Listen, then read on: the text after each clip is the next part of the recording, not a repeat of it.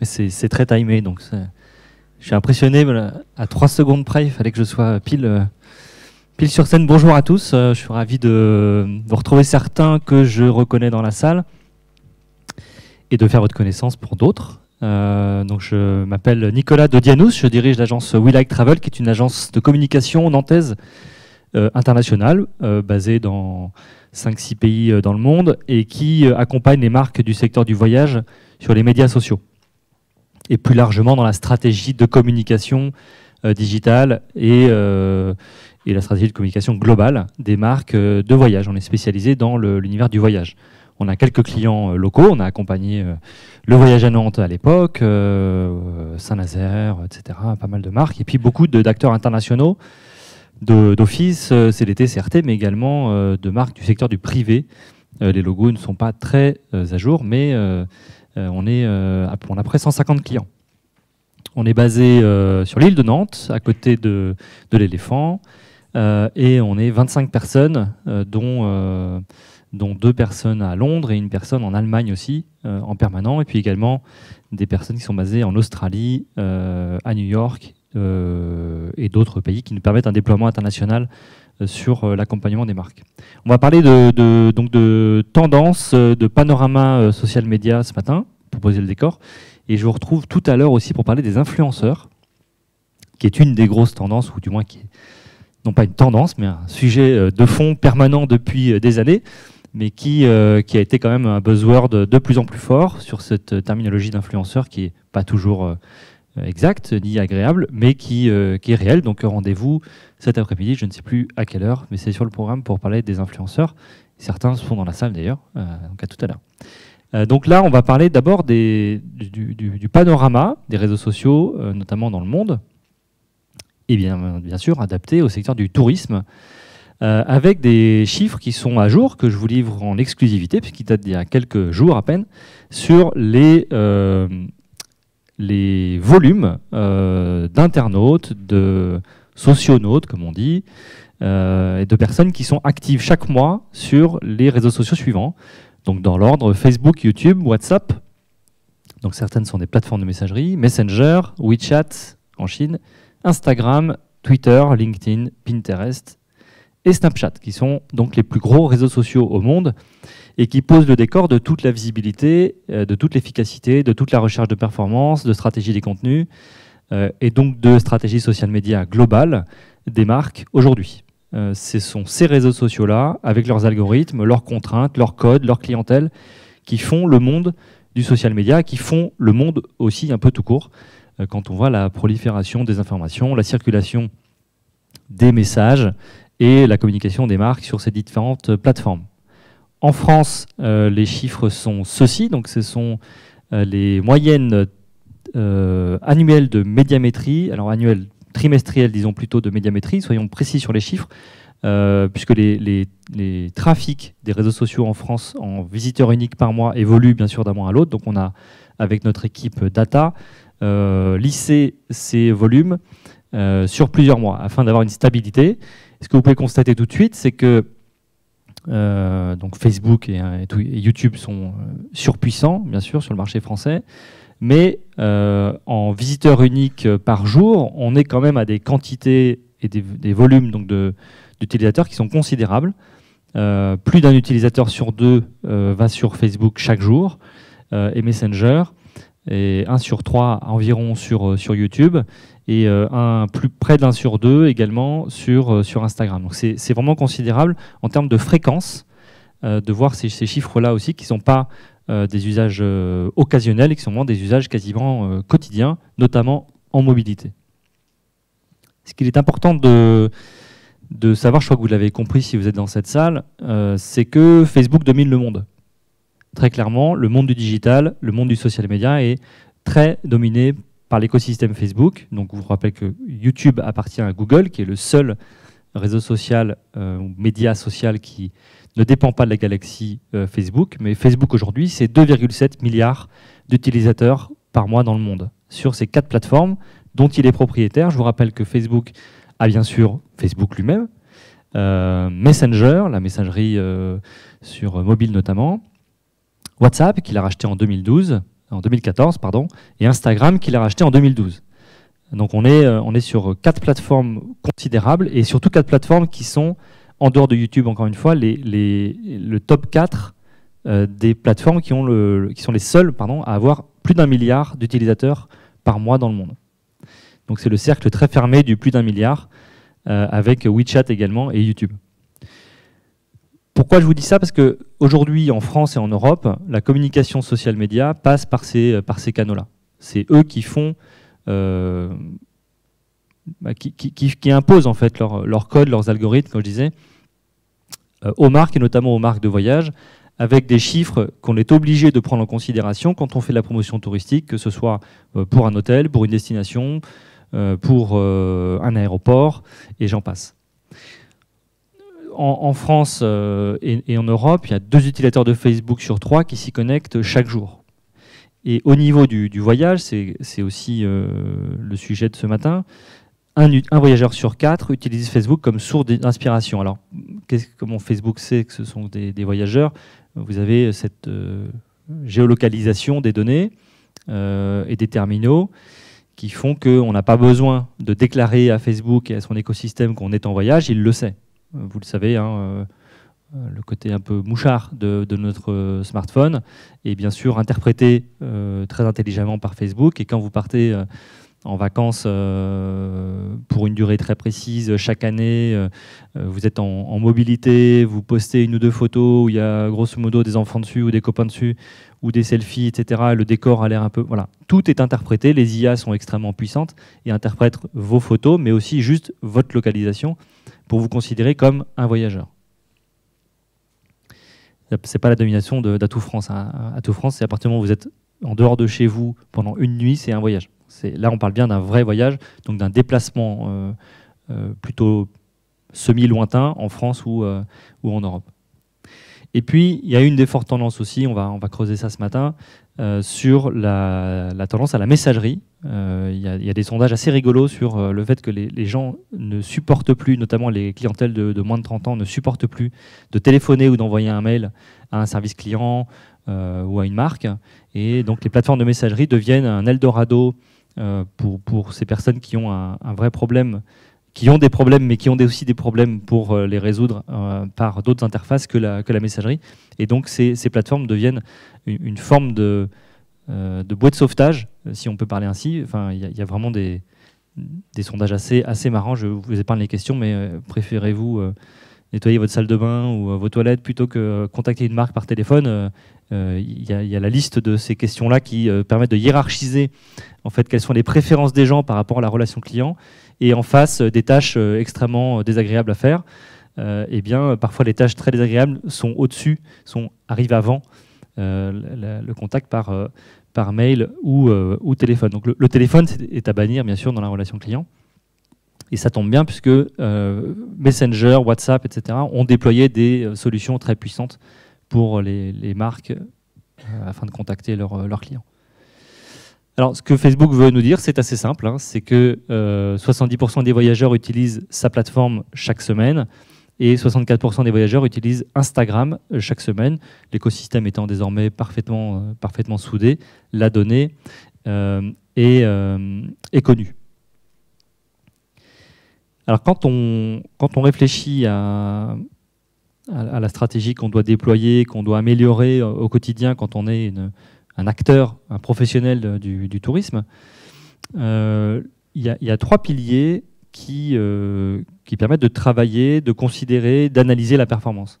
Ces 3 piliers sont d'abord le community management, qui est donc le métier d'animer ces communautés pour une marque, et qui aujourd'hui est un métier très technique, très complexe, avec des contraintes d'algorithme extrêmement fortes.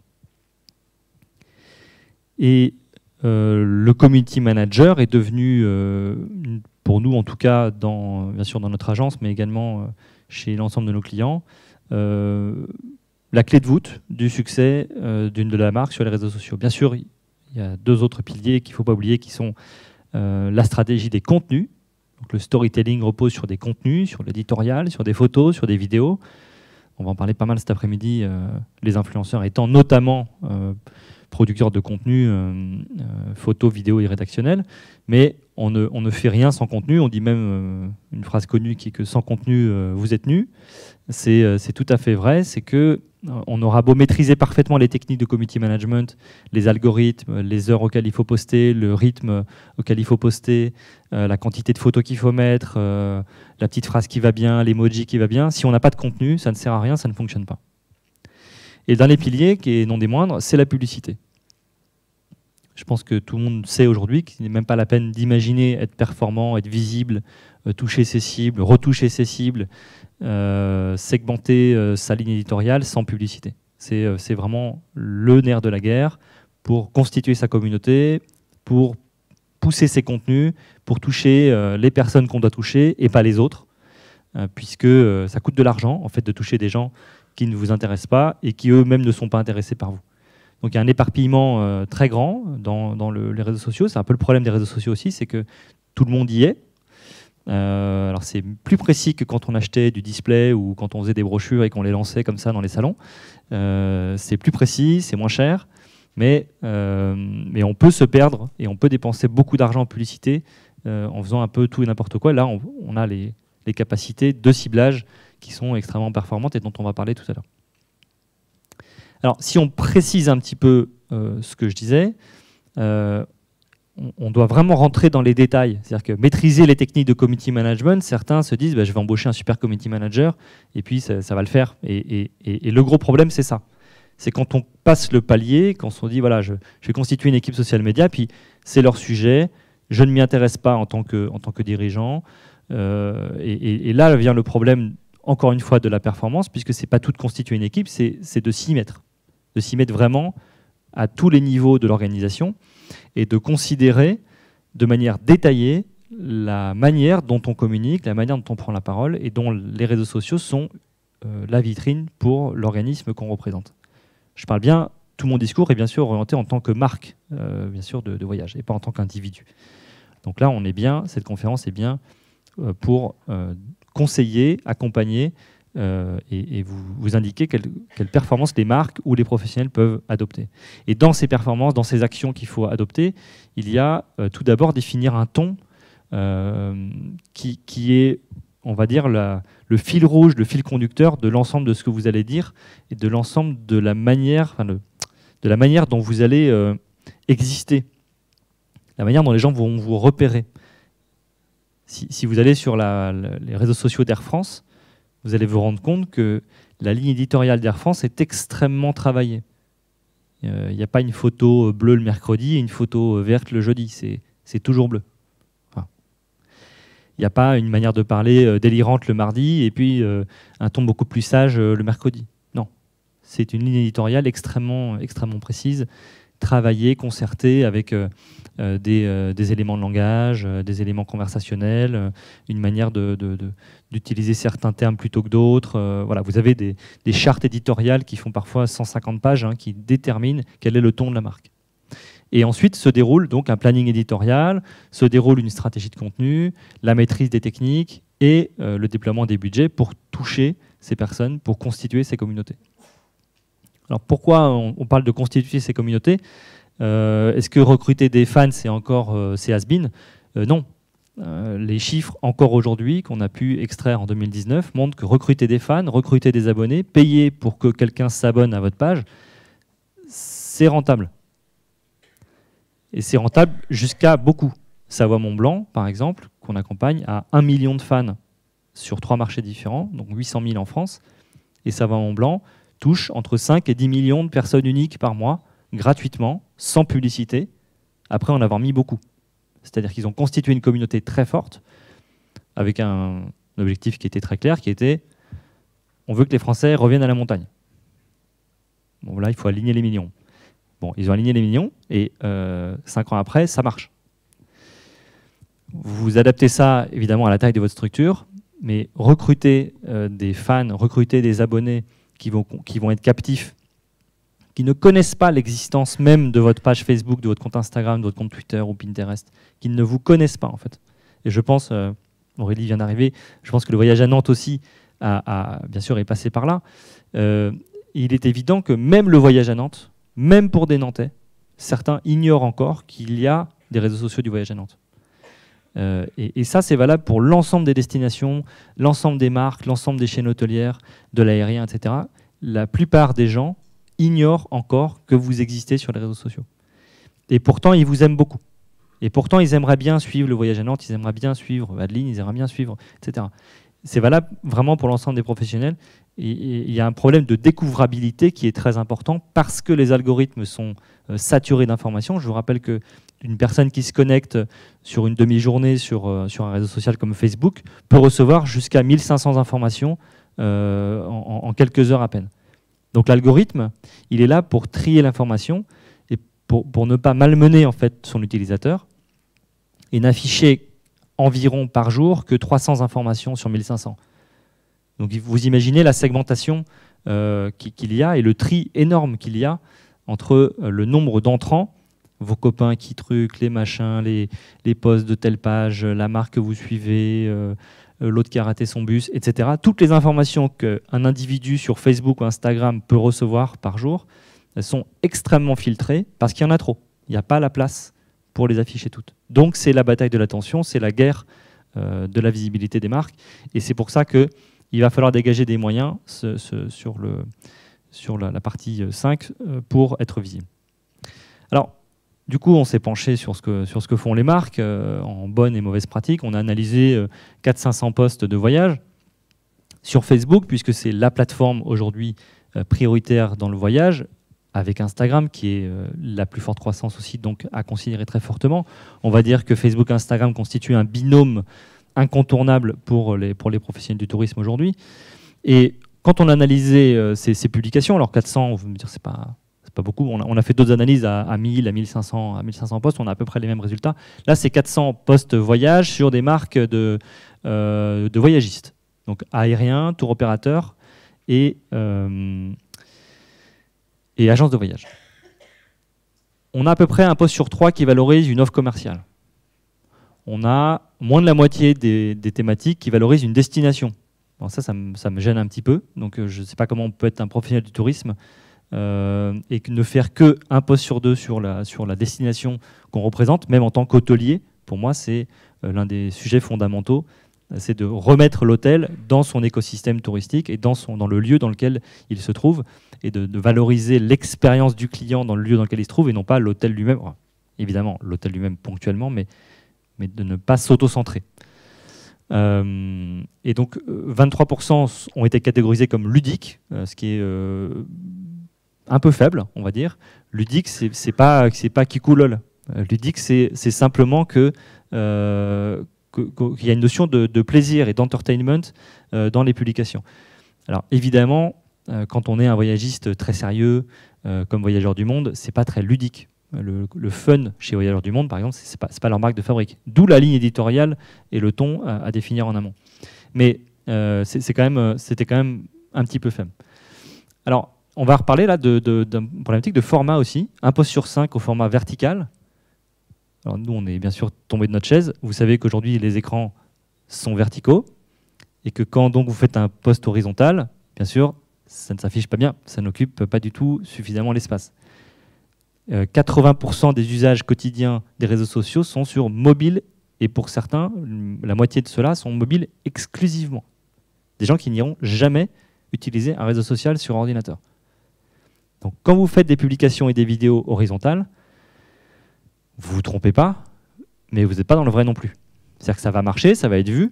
Par contre, vous n'utilisez que même pas un quart ou un tiers de l'écran de la personne que vous touchez. Etc. etc. On a fait des constats sur les emojis, on a fait des constats sur les contenus utilisateurs qui sont très peu utilisés. Bref, le constat principal, c'est que ici, il y a beaucoup de photos qui sont postées. Là, c'était sur 223 destinations de montagne. Voilà, on a fait un petit test sur la montagne. Qui sont à peu près la meilleure catégorie touristique de France, et même, je dirais, presque mondiale. La montagne française est extrêmement performante sur les réseaux sociaux. C'est pour ça qu'on choisit parfois certains segments. pour montrer la voix, et ben même ceux qui montrent la voix sont loin du compte, puisque les interactions sur Facebook sont beaucoup plus provoquées par de la vidéo que par de la photo. C'était juste une statistique pour faire passer un message. Le format préféré des personnes aujourd'hui sur les réseaux sociaux, c'est la vidéo. La photo, ça marche encore, mais le format vraiment préféré, c'est la vidéo. Si vous en voulez la preuve, la voici.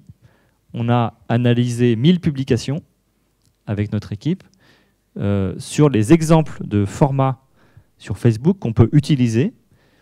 Vous savez qu'il y a une multitude de formats qu'on peut utiliser sur les réseaux sociaux, des formats verticaux, multiphotos, carousel. J'espère que je ne parle pas chinois pour certains d'entre vous, mais quand on fait une publication sur Facebook, sur Instagram ou ailleurs, vous avez plein de manières de la faire.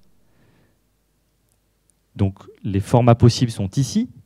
On peut faire un live, on peut faire une photo verticale, horizontale, on peut mettre plein de photos ensemble, on peut mettre une photo carrée, il y a vraiment des dizaines de formats possibles. On a pris les plus utilisés. Et là, on voit bien qu'en termes d'audience ici organique, hein, pas sponsorisée, audience organique, et en termes d'engagement, la vidéo verticale, c'est donc à la croisée des chemins, le format qui fonctionne de loin le mieux. Et le live et la photo horizontale font partie des formats qui fonctionnent le moins bien. Ça ne veut pas dire que ça marche jamais, mais ça corrobore ce qu'on pensait. Et donc ça vient compenser, ça vient faire évoluer, si vous voulez, la manière dont on produisait des contenus, puisque ça fait des années, voire des dizaines d'années qu'on fait produire et qu'on achète en achat d'art des photos horizontales. Je ne dirais pas qu'elles sont bonnes à acheter à la poubelle, mais il faut les recycler. Donc ça, c'est aussi le talent du community manager, qu'on appelle aujourd'hui également content manager pour certains. Donc c'était parfois un double métier. Parfois, on recrute même un content manager et un community manager dans les grandes structures, justement pour ça. Parce qu'une photo horizontale, ça peut devenir une photo verticale. Il suffit de la couper en 3. Et si on la coupe en 3, on peut la diffuser en 3 écrans différents. Ça fait une story. On va en parler après. Et une photo coupée en 3, ça peut aussi faire un panorama. Un panorama sur mobile vertical. Et donc on peut slider de gauche à droite et basculer d'une photo qui était à la base horizontale vers en photo verticale qu'on a simplement découpée en 3. C'est des petites techniques comme ça qui permettent de recycler des contenus et de se dire bah, j'ai acheté 5000 photos il y a 10 ans en horizontale, bon, bah, on met tout à la benne. Non, on réutilise nous pour Malte, la Flandre et de nombreuses destinations qu'on accompagne, énormément de stocks anciens qu'on recadre tout simplement quand les droits d'auteur le permettent. Alors la technique, c'est bien les stats, les datas, etc. L'un des piliers de tendance de cette année, et ce qui montre que ces postes-là fonctionnent bien, c'est aussi autre chose. C'est la créativité. Et la créativité, malheureusement, la plupart d'entre nous dans cette salle n'en sont pas pourvus. La créativité, c'est quelque chose qui se travaille, c'est un état d'esprit, c'est un métier même, je dirais, et ça ne se décide pas. Ça ne peut pas, un buzz, j'aime pas du tout ce terme, mais ça ne se décrète pas. Les exemples de postes que vous voyez ici sont, pour certains, modestes, mais sont pas désagréables. Carrefour Voyage qui travaille un poste multiphoto avec un petit liseré qui se promène ici. Donc là, ils ont joué avec la manière dont les photos se superposent sur Facebook pour faire un petit tracé, un petit itinéraire. Air France, là, c'est la grosse machine. Hein. C'est une campagne de production de vidéos avec les PNC et avec des enfants sur des questions d'enfants au PNC. PNC, personne navigant commercial, donc les stewards et pilotes d'Air France. Et donc, cette campagne-là qui s'appelait Question à réaction a été évidemment sponsorisée au maximum avec un mini-site, etc. Mais c'est hyper créatif, c'est hyper intelligent et ça fait quoi? Ça renforce le capital sympathie d'Air France. Ça ne vend pas des billets d'avion, ça. Ça travaille la notoriété, le capital sympathie, la préférence de marque, voire même la marque employeur pour certains, à travers des opérations certes très coûteuses, mais à la proportion d'Air France, ça passe. Et Et c'est aussi important. C'est-à-dire qu'on ne peut pas, on va parler beaucoup de publicité aussi, on ne peut pas faire que des publications dans un objectif commercial. C'est pas possible. Et Air France s'est spécialisé là-dedans. Ils ont donc une communication très visible qui est basée sur la notoriété et la préférence et la séduction, et une communication beaucoup plus sous-marine avec ce qu'on appelle des dark posts, qui sont des publications non publiées sur leur page. Donc si vous allez sur leur page, vous n'allez pas les voir. Ce sont des publications social media qui sont uniquement envoyées en publicité aux personnes qui ciblent. Les dark posts sont l'une des clés de résolution des problèmes d'algorithme pour toucher sa cible. Si vous avez une page comme Savon Blanc, il y a 1 million de personnes dessus. Et puis vous avez une de vos thématiques Savon Blanc qui est descente adrénaline en mode furieux avec une GoPro et du Red Bull dans l'estomac. Il y a une clientèle pour ça. C'est la clientèle adrénaline. Donc c'est des jeunes de 15 à 25 ans qui sont des tarés de marques comme Faction, Red Bull et GoPro. Si vous mettez une vidéo comme ça, de type complètement fêlé qui descendent des glaciers quasiment pieds nus, la mamie, ça va pas lui plaire, quoi. Elle va se dire, oh là, Savon Blanc, c'est un territoire de dangereux, je vais pas aller faire du ski là-bas, je vais aller dans les Pyrénées, c'est plus calme, etc. Donc ce type de publication, autant que les publications de la neige en famille ou des vacances entre copains, on les sort en fait de la ligne éditoriale. On ne les publie pas sur une page comme Savon Blanc ou Air France, et on les envoie en publicité uniquement aux furieux de 15 à 25 ans qui aiment Red Bull, GoPro et Faction, ou Picture, ou The North Face. Un petit exemple aussi à droite, là je me tourne aussi vers Adeline, que toi qui aimes les mots, l'éditorial n'est pas mort. J'y tiens, on y tient aussi. Le texte, et certaines agences comme Buzzman, comme Marcel ont fait leur spécialité, l'éditorial est loin d'être dans notre mort, et le bon mot peut faire la bonne publication. Donc là, typiquement, Pierre et Vacances, on connaît sa community manager, ce sont des gens qui aiment les lettres aussi, et qui ont choisi de faire certains éditos voilà, assez créatifs. Et au-delà du fait que les photos sont sympathiques, c'est pas ça qui a provoqué la viralité sur cette publication-là. Donc voilà pour la partie Facebook. C'est succinct, c'est rapide, mais on va parler maintenant bien sûr du deuxième réseau social, probablement le plus important dans votre stratégie de visibilité, c'est Instagram. Je crois que vous avez les chiffres en tête, mais je pense que ça vaut le coup d'en faire un petit tour. Instagram, c'est 1 milliard d'utilisateurs chaque mois dans le monde, 17 millions en France, 500 millions d'utilisateurs des stories. On va faire un petit tour de ce que sont les stories, bien sûr. 2 millions d'annonceurs, 180 millions de personnes qui ont contacté une marque depuis ces derniers mois, donc depuis 1 an, je crois, sur les stats Instagram. Et une capacité des utilisateurs à s'abonner à des marques, à cliquer sur des publicités et à tolérer la présence de publications commerciales. Ce qui est très intéressant puisque, je ne sais pas si vous vous rappelez des écrits, des articles qu'on avait lus sur l'abus de publicité, la révolte des utilisateurs de Facebook qui ne supportaient plus la publicité. Facebook était un réseau social à la base amical et puis petit à petit qui est devenu commercial.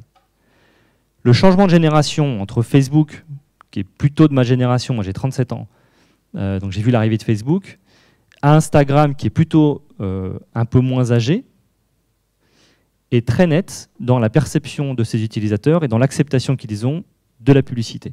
Et les sondages auprès des jeunes clientèles d'Instagram montrent qu'ils sont tout à fait contents et perméables et ravis de recevoir de la publicité et qu'ils recherchent ça. Donc c'est une notion extrêmement importante puisque du coup Instagram et donc Facebook s'est engouffré dans la brèche et propose donc des dizaines de formats publicitaires extrêmement efficaces pour promouvoir un établissement, pour promouvoir une destination et une offre. C'est là peut-être l'intérêt majeur d'Instagram, c'est de promouvoir une offre.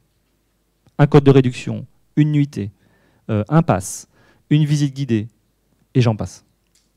Alors il y a qui sur Instagram? Il n'y a pas que des jeunes, vous allez voir, il y a à peu près tout le monde. C'est vrai que c'est très représenté. On va faire simple. Si vous voulez toucher des plus de 40 ans, vous mettez l'accent sur Facebook.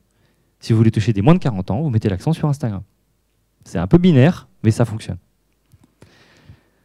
Cependant, pardon, je suis certain que vous avez la photo, c'est bon. Cependant, En analysant un petit peu les chiffres d'Instagram et la cartographie de ses utilisateurs, on voit bien que même les utilisateurs les plus âgés reviennent tous les jours. Un tiers d'entre eux, voire la moitié. Et donc 67% des utilisateurs de 18 à 24 ans utilisent Instagram tous les jours. C'est un réflexe quotidien. Pour ceux qui connaîtraient un peu moins le réseau social, je rappelle donc Instagram, c'est le réseau social de l'image.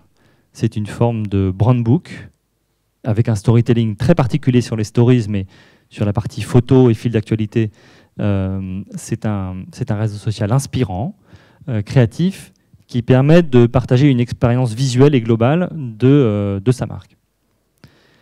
C'est la coqueluche vraiment du tourisme. Là où Facebook a une force de frappe toujours énorme, Instagram devient extrêmement agile et permet de compléter les dispositifs publicitaires et les dispositifs de visibilité des marques touristiques. L'un des meilleurs comptes Instagram du secteur du privé, c'est Voyageurs du Monde, dont je parlais tout à l'heure et dont je vais reparler. Voyageurs du Monde, c'est une marque qu'on apprécie beaucoup, qui n'est pas cliente de l'agence, je précise, et qui fait des très belles choses au niveau des contenus. Un très beau storytelling, un des comptes Instagram, l'un des rares comptes Instagram qui approche les 100 000 abonnés en France, sur le secteur de l'industrie du voyage. Il y a d'autres comptes Instagram plus importants, Chamonix notamment, Val Thorens, dans la montagne, mais c'est vrai qu'il faut tirer son chapeau à ce compte-là, et avec une image qui est un écosystème de l'image, de la perfection de l'image qui est historique chez Voyageurs du Monde, puisqu'ils partent, eux, du print, vous savez, de l'univers des magazines. Je ne sais pas si vous êtes déjà rentré dans une agence Voyageurs du Monde, vous êtes tout de suite dans un univers assez premium. Et le travail de l'image a été tout de suite décliné avec Jean-François Rial, le patron de Voyageurs du Monde, sur les réseaux sociaux. C'est une approche longue, mais extrêmement bien menée. Je précise que Instagram a des liens, comme vous le savez, très étroits avec Facebook, mais ces liens sont plus que très étroits, puisque les plateformes ont même fusionné en back-office, et qu'il devient aujourd'hui, pour les professionnels qui ne s'y connaissent pas très bien en social media, extrêmement facile de gérer les deux réseaux sociaux. Bien sûr, il faut des contenus, il faut des lignes éditoriales différentes. Bon, ça, c'est un travail important. Néanmoins, sur le plan technique, en back-office, il devient extrêmement pratique, extrêmement aisé de gérer depuis sa page Facebook son compte Instagram directement, d'éditer les informations. Voilà, je vous invite à creuser un peu ça, mais Facebook fait des efforts aussi pour simplifier la vie des marques, pour simplifier la vie des annonceurs, et notamment en fusionnant la plateforme publicitaire de Facebook et d'Instagram. Qu'est-ce que ça veut dire? Ça veut dire qu'avec une publicité, un format, un message, réservé chez moi par exemple, vous allez pouvoir déployer votre publicité, une seule publicité, sur 2 réseaux sociaux différents, en plusieurs formats différents, et ça de manière quasiment automatique. C'est extrêmement important, et je vais terminer la partie Instagram là-dessus, de savoir que l'écosystème et donc la plateforme ultra puissante de Facebook et sa capacité de ciblage par géolocalisation, par sexe, par âge, par centre d'intérêt, par niveau de revenu, par ville, par expérience passée, vous avez je pense presque des milliers de critères possibles dans l'interface publicitaire, sont aujourd'hui disponibles à la fois pour Facebook et pour Instagram. Ça, c'est un panorama. Maintenant, on peut parler des tendances. Les tendances, c'est ce que vous n'êtes pas obligé de faire tout de suite, mais ce qu'il faut quand même que vous preniez fortement en compte dans votre stratégie 2019, 2020, 2021. Ce n'est pas exhaustif, ce sont nos tendances à nous, celles qu'on pense être les bonnes. Bien sûr, il y en a d'autres. Il y a la problématique de capter les jeunes, puisque, bon, si vous allez sur Instagram, ça va encore, mais quand vous êtes de l'industrie de la montagne, par exemple, et que vous avez une érosion de 10% de la clientèle des jeunes sur les domaines skiables en 10 ans, et que les très jeunes ne sont plus en glace de neige, ne vont plus sur Facebook, et que vous avez une communication qui a toujours été la même sur ces canaux-là, et notamment dans les canaux traditionnels, vous avez un problème, et donc vous êtes obligé de déployer d'autres dispositifs beaucoup plus complexes, comme Snapchat, par exemple. On va faire simple. On a choisi 3 tendances qui sont les stories et la vidéo. Donc c'est pas des tendances, les tendances c'est pas forcément extrêmement nouveau, c'est simplement des éléments fondamentaux qu'il faut prendre en compte de manière impérieuse pour 2020. Les stories et la vidéo, donc les formats, quels sont ces nouveaux codes narratifs, et l'adaptation surtout de la production. Les stories, c'est la problématique des stories, c'est que c'est très efficace, mais c'est très compliqué à produire, ou relativement compliqué à produire, et ça nécessite un vrai bouleversement de la manière dont on se raconte et des codes narratifs qu'on utilise. Les stories, c'est très, très, très fun. Donc quand on est la Caisse d'Épargne, c'est un peu plus difficile, mais ils y arrivent quand même assez bien, mais c'est un peu plus difficile. En gros, les marques banques, assurances et autres institutions ont plus de difficultés, si vous voulez, à rentrer dans les codes des stories, et ils doivent souvent absorber une ressource créative extérieure ou externaliser à des agences créa cette approche-là. Air France, par exemple, dispose d'une cellule de 40 personnes qui est dédiée aux réseaux sociaux et notamment à la production de contenu sur les stories. Juste pour info, Combini, c'est une équipe de 30 personnes, je crois, qui ne travaille uniquement que sur Snapchat. Donc Snapchat qui est assimilé aux stories, avec 1,5 million de lecteurs par jour quand même. Donc là, on est sur un fonctionnement d'un magazine ou d'un quotidien. J'enchaîne juste pour ne pas perdre trop de temps, la tactique publicitaire. Donc j'en ai parlé beaucoup, mais la publicité, c'est vraiment plus que de juste faire de la pub, c'est vraiment être tactique, ciblé, traqué, utiliser les fonctionnalités de Facebook comme Trip Consideration, Digital Ads for Travel dont je vais parler. Et puis bien sûr, la messagerie. Aujourd'hui, le Community Manager et Conversation Manager, comme on dit. Et il n'est pas simple partageur de contenu, il n'est pas simple animateur d'un réseau social. Il est aujourd'hui aux premières loges de la démarche conversationnelle de la structure.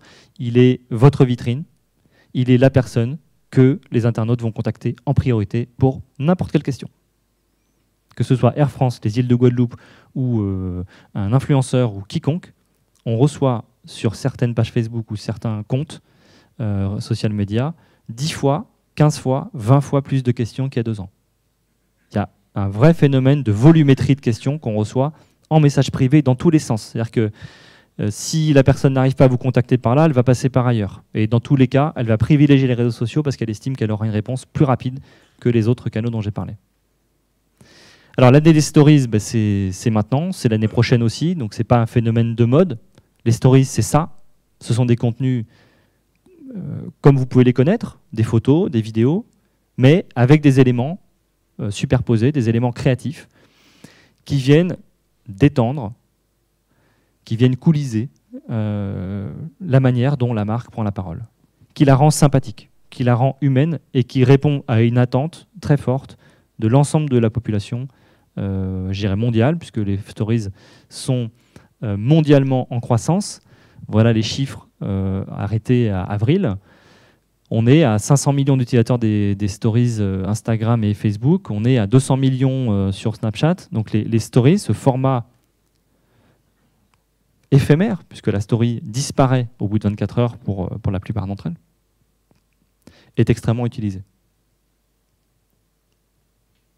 On peut écrire des dizaines de pages sur la stratégie des stories, dont je ne peux pas, bien sûr, rester trop longtemps là-dessus. Simplement vous montrer un exemple, encore une fois, très très pertinent de ce qu'a fait Val Thorens en stories. Vous voyez d'un côté cette approche très proche, très humaine de la présentation de leur équipe en story. Donc un pari, un vrai pari de se dire qu'un contenu comme ça, qui va prendre beaucoup de temps à produire, va disparaître quasiment au bout de 24 heures. C'est un vrai pari. Pourtant, ce type de publication peut toucher des milliers ou des dizaines de milliers de personnes, et donc le pari est gagné. Et puis à droite, là, c'est beaucoup plus snack content.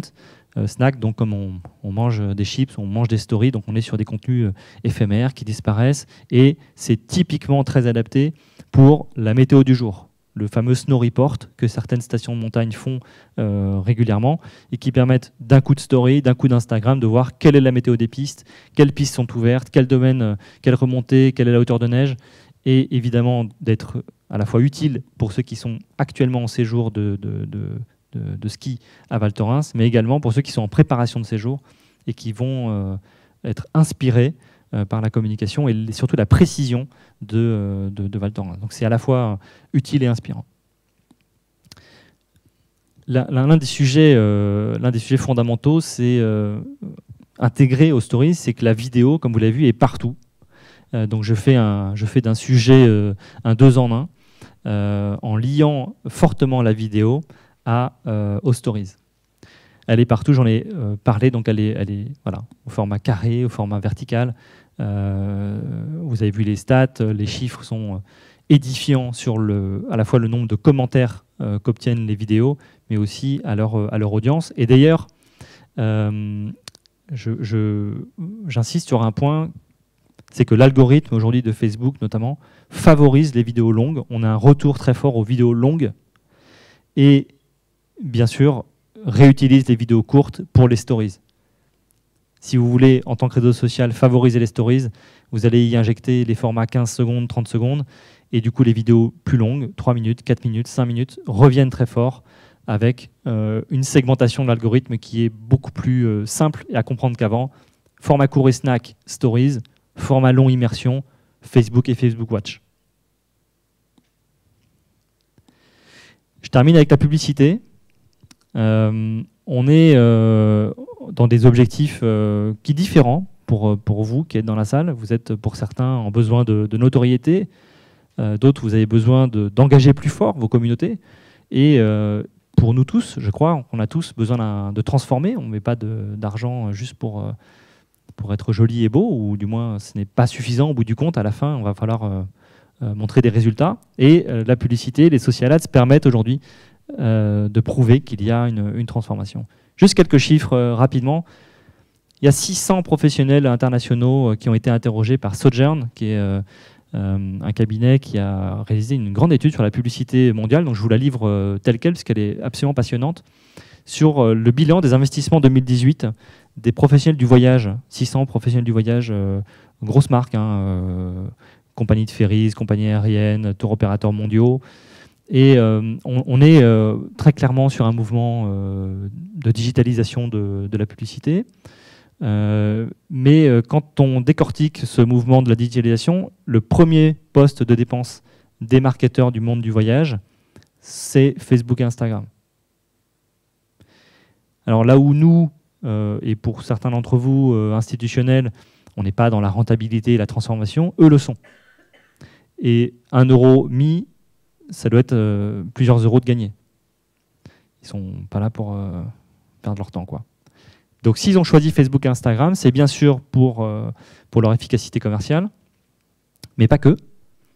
L'une des questions qui leur a été posée, c'est quelle est la capacité de ces réseaux sociaux, de ces canaux digitaux, à obtenir de la réponse. De la réponse, ça peut être bien sûr de la réponse gestuelle, hein, bien sûr avec des actions derrière, mais aussi de la réponse conversationnelle.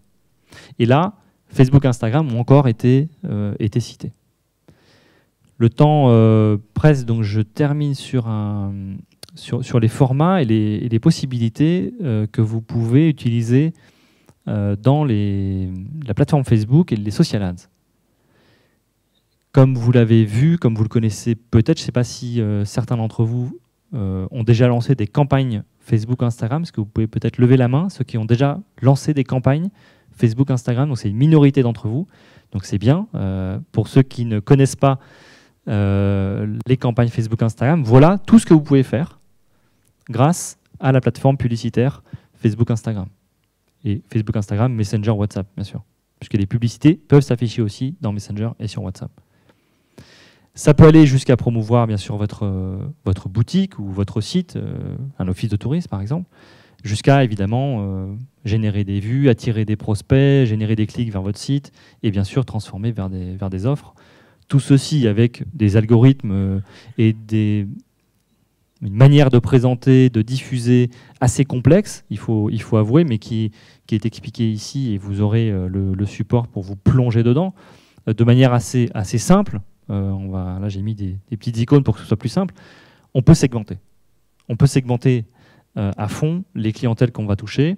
avec des clientèles loisirs, des clientèles famille, des clientèles business, des clients spéciaux, des honeymooners, des clientèles LGBT. Vous pouvez segmenter extrêmement loin grâce à la plateforme, et certains le font très bien. Je reprends encore une fois cet exemple-là de Voyageurs du Monde, mais aussi par exemple de Lidl Voyage, qui est l'une des marques qui s'est le mieux lancée sur les réseaux sociaux de ces 2 dernières années, et qui a montré d'excellentes performances pour toucher ses cibles avec des intérêts différents. Juste sur l'exemple de Voyageurs du Monde, il est évident qu'une envie de voyage en Afrique du Sud, une envie de voyage en Islande, une envie de voyage en Argentine ne sont pas affichés aux mêmes personnes, et que ces contenus sont adressés aux personnes en charge, pas en charge, mais en affinité avec ces destinations-là. Si vous êtes un fan de l'Argentine, ou si vous avez consulté des dizaines de sites sur l'Argentine, vous risquez de recevoir ce type de publicité. Voilà, on va s'arrêter là. Merci à tous.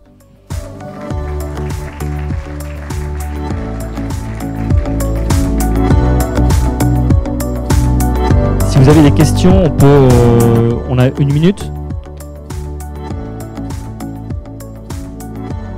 Ça enchaîne dans un quart d'heure. On a 1 minute, hein, si vous avez des questions. Est-ce que je suis dispo, bien sûr, après?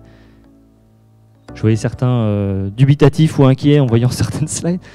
En tout cas, voilà, je suis dispo pour échanger maintenant, et avec mon associé Thibaut qui est là-bas aussi également. Merci à tous.